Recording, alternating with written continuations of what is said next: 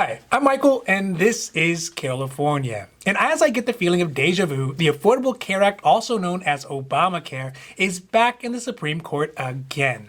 And yet another attempt by some Republican states to overturn this law that is so deeply ingrained in our healthcare system that removing it would be like taking out somebody's heart and replacing it with, well, actually nothing, and not having a plan, as well as really no concern for the millions of Americans who would lose their healthcare coverage as well as their healthcare protections. But despite all this, the pursuit to overturn the ACA persists. So today, we are talking about the ACA lawsuit, California v. Texas, that has begun its hearings in the Supreme Court this week, what's at stake, and why this time it might actually be different.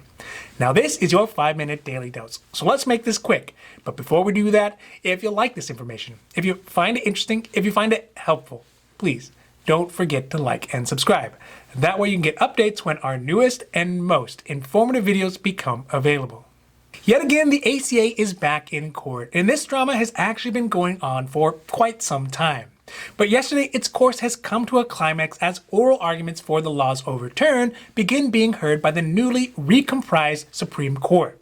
Now, although the law has been adjudicated really multiple times before, this will be the first time it's been looked at through the lens of a 6-3 conservative majority. The reason for the law being challenged this week is twofold. First, whether or not the law is constitutional now that the individual mandate has been changed to $0 by the Trump administration. And then the second aspect is, if the individual mandate is actually unconstitutional, then can it be separated and removed from the law to let the ACA stand alone without it? This second portion is something referred to as severability, and it seems to be what is most interesting to some of the conservative court justices. So what is different this time around with the case against the ACA? Well, the biggest difference is the makeup of the Supreme Court. Now there are 3 new Trump-appointed justices, Neil Gorsuch, Brett Kavanaugh, and Amy Coney Barrett, who will put the conservative makeup of the court in the vast majority. Additionally, now that the ACA has been running for a few more years, it has grown to the point where its elimination would directly affect the 21 million Americans who get their health care through the ACA and the 133 million Americans who have pre-existing conditions, who'd be left without health care options if the law in fact was overturned. But despite the conservative majority on the court, in today's hearing, 2 conservative justices, Brett Kavanaugh and Justice John Roberts, seem to be considering how the individual mandate portion of the law could be removed from the body of the law. Justice Kavanaugh said, quote, "Looking at our severability precedents, it does seem fairly clear that the proper remedy would be to sever the mandate provision and leave the rest of the act in place.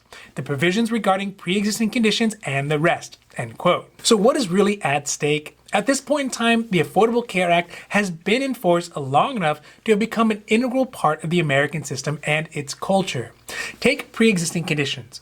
Prior to the ACA, having a pre-existing condition, which could range from really anything like a heart condition to being pregnant or even having high blood pressure, was one of the main reasons why people would get denied for health care coverage. So in a situation where somebody left work because of their health conditions, they could lose their work coverage and then be left with really nothing at all to fall back on. Prior to the ACA, people who were in this exact same position, who worked in construction or healthcare or office jobs and had to leave work because of an injury or an illness, were really only afforded few, very expensive alternatives. But in reality, most were just left out in the cold when they went to get help paying for their healthcare costs, let alone getting bankrupted. If this lawsuit succeeds in its objectives to eliminate the Affordable Care Act, we would likely revert back to the old system of insurance, and it would undoubtedly leave the country worse off as a whole. Looking at what is at stake if the ACA is overturned never ceases to amaze me. Me and my team working in this exact healthcare space, helping people over the last 7 years to get coverage, have assisted over 30,000 individuals to get life-saving health coverage, to get access to affordable health care regardless of their pre-existing conditions, and we get to watch tens of thousands of our community members begin to live healthier and safer lives. I cannot imagine why somebody could justify getting rid of the law in its entirety. Sure, there are some aspects of the law that are not the best. The individual mandate is the least favorable part of the law, and time has shown that it really isn't as necessary as was initially thought. So getting rid of some parts of it would actually make the law better. But removing it whole cloth is thoughtless, it's sloppy politicking, and irresponsible, given the millions of people whose lives will be affected for really no other reasons than just a political talking point. Now, this has been your 5-minute daily dose, and I hope that you found it interesting or helpful or at least useful. And if you did, please don't forget to like and subscribe.